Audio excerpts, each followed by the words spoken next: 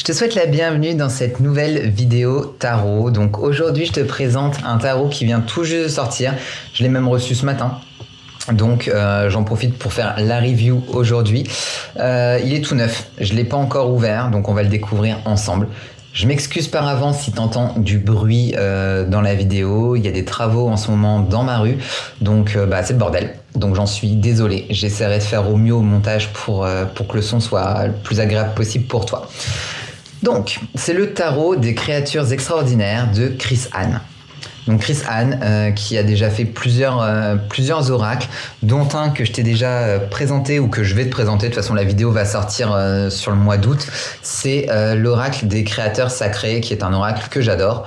Donc je pense que je risque d'adorer aussi son tarot. Alors... Donc, c'est un oracle qui est paru aux éditions Exergue, donc du groupe Très Daniel, et c'est Léa qui m'a donc envoyé ce tarot en service presse. Donc Léa, si tu passes par là, je te fais des gros bisous et encore merci d'avoir pensé à moi pour ce jeu. Donc bienvenue dans le monde des créatures extraordinaires. Grâce à leur conversation éclairante et à leur sagesse bien ancrée, les êtres singuliers de ce tarot de 79 lames, seront des guides joyeux et bienveillants. Dans le livre de 192 pages, vous irez à la rencontre de ces curieux animaux qui vous délivreront des messages inspirants pour plonger dans la sagesse de votre cœur et de votre âme. Designeuse depuis 15 ans, Chris Hahn est aussi une grande amoureuse des tarots et de la pensée magique. Elle est l'autrice du best-seller Lightseers Tarot. Ah bon? Ah bah oui. Ouais, Lightseers Tarot, celui-là je l'adore aussi. Enfin, je l'ai adoré. Enfin, je l'adore. Je l'ai adoré jusqu'à ce qu'on le voit partout. À force de le voir partout, ça m'a saoulé et depuis, je l'ai rangé et je crois que je l'ai pas ressorti. Et l'oracle des créateurs sacrés, paru chez le même éditeur que je t'ai présenté. Donc édition Exergue au prix de 24,90 €. Donc on est dans une petite boîte coffret, toute mimi, toute choupie. Hop, tac.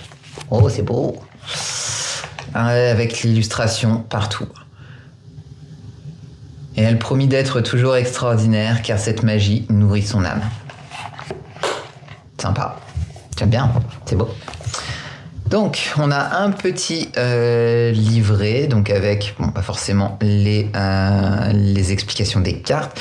Pile face, bon, j'imagine que c'est à l'endroit à l'envers. Les amants, hiérophantes. Ok, donc on a des exemples de tirage, d'accord. Pile ou face, ouais, voilà, c'est ce que je te disais. Droite, pile, et inversé, face. Bon, somme toute logique. Ok. Cheminer avec les guides extraordinaires. Donc on te fait petite présentation. D'accord. Ok. Et puis bon, forcément le sommaire. À mes professeurs favoris, Angus, Scruffy, Saidi, Lexi, Derdy, Skype et Amy. Je n'oublierai jamais votre enthousiasme. Petite dédicace de l'auteur. Donc, il a été créé en 2021. Il était sorti en anglais chez Aos Éditions. Donc Aos, je t'en ai déjà parlé, j'ai déjà des oracles et tarots de chez eux. C'est une boîte d'édition qui est absolument incroyable. Ils ont des super produits. Et en 2024, donc maintenant, chez Exergue, Très Daniel pour la traduction française. Ok. Et à la fin, bien sûr, petite bio de l'auteur rapide et des remerciements. Ok. Ok. Donc on va découvrir ça tout de suite parce que j'ai hâte. Hop, ça dégage. Au niveau des cartes, oh, j'aime bien le dos. Il est sympa. Très sympa. Et donc il est réversible. On est sur un toucher pêche satiné. Donc on est exactement sur la même édition que le Lightseers. C'est exactement la même chose. Ça glisse. Ok, c'est sympa. On est sur des tranches neutres. On est sur une épaisseur de carte très bien. Donc un beau travail d'édition encore sur ce tarot. Et donc on avance sur les cartes. Donc on est sur des designs de photomontage. Ouais. Photomontage, le fou. Donc avec ce petit chien qui fait le fou. Le magicien. La grande prêtresse, elle est sympa celle-là. L'impératrice. L'empereur. Le hiérophante. Ok. Les amants. Le chariot. Un petit chat. La force. L'ermite. Ouais. Ah, c'est particulier, hein. La justice. Le pendu. La mort. La tempérance. Le diable. C'est original, hein. La tour. L'étoile. La lune. Le soleil. Le jugement. Le monde. Le fou 2.0. Pourquoi? On va la mettre de côté, puis on va regarder après dans le livret, parce que du coup, ça m'intrigue. L'as de bâton. Le 2 de bâton. Le 3. Ok. 4. 5. Pour une fois que je te présente un jeu dans l'ordre. Le 7. Le 8. 9. 10. Ok. Cavalier de bâton. Donc oui, on est sur un rider, hein, du coup. Le roi de bâton, d'accord. L'as de coupe. On est sur un rider avec des animaux un peu bizarres, un peu barrés quand même, hein, ce tarot.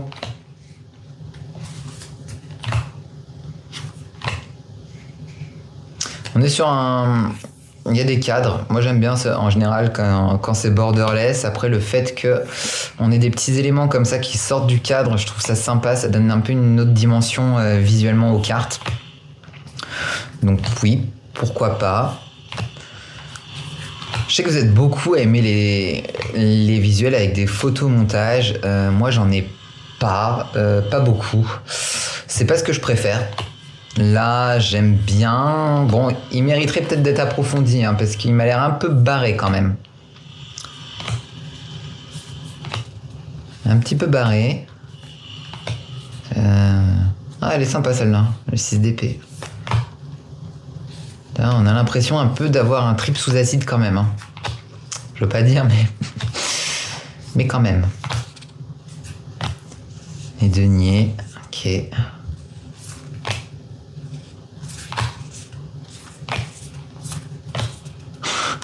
Les têtes. On a vraiment tous les animaux, hein. Il n'y a pas de genre d'animaux en particulier. On a des vaches, on a des furets, on a un élan. On a vraiment de tout.